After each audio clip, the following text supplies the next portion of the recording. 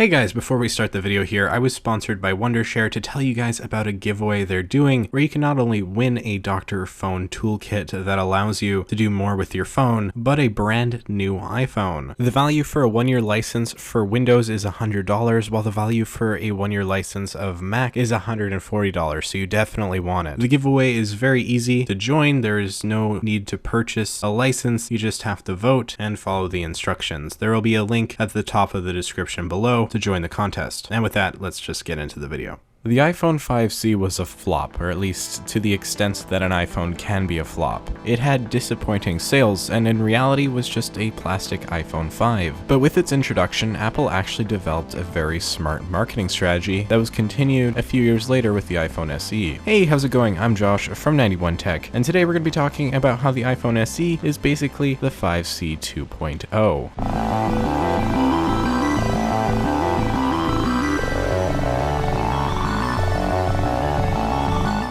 About a month ago, I did a video explaining the differences between the iPhone 5 and 5C that go further beyond the plastic and aluminum builds. I also very briefly mentioned that I believed the iPhone SE was the 5C done right, but I didn't go too much into it because I want to save that for this video. Basically, the iPhone SE is the reincarnation of the iPhone 5C, and it's better in every single way. The 5C was of course released in 2013 alongside the iPhone 5S and was meant to be a budget option to replace the year-old iPhone 5. Only problem, it wasn't much of a budget option and seemed like just a cheaper iPhone 5, which wasn't particularly appealing to consumers, especially when you compared it to the premium, gorgeous iPhone 5S. The 5C did nothing to shake things up, but instead tried to shave off a few dollars in Apple's manufacturing costs. It was a cash grab for the most part, but it did have a few good ideas behind it. Apple figured if they kept the iPhone 5 around, they'd split sales with the iPhone 5S, so they wanted a completely different phone to maximize sales of both devices. It didn't really work out in the end, but at least it allowed Apple to learn from their mistake and do it right the next time with the SE. The iPhone SE is perhaps one of the most unique Apple devices ever. It may not look like it considering it's just the body of the iPhone 5S, but I think the release of this phone shows that Apple actually does listen to their consumers, at least to an extent. People didn't like the 5C because it was cheap looking, being plastic, and didn't push the envelope. It didn't really try anything new. I mean, except for plastic, but plastic equals cheap. But the iPhone SE did. While the SE had an old design, it also had all of the same internals as the best phone at the time, the 6S, and what it did different was the size. Apple had stopped making small phones at this point in order to move on with the times. People wanted bigger phones, and this wish was fulfilled with the iPhone 6 and 6 Plus. However, this ostracized the portion of consumers who didn't want big phones, but loved the compact nature of the 5S, and thus, the SE was born. The SE wasn't just made to be another size option, however. It also appealed to the more money-conscious crowd, only costing $450 at release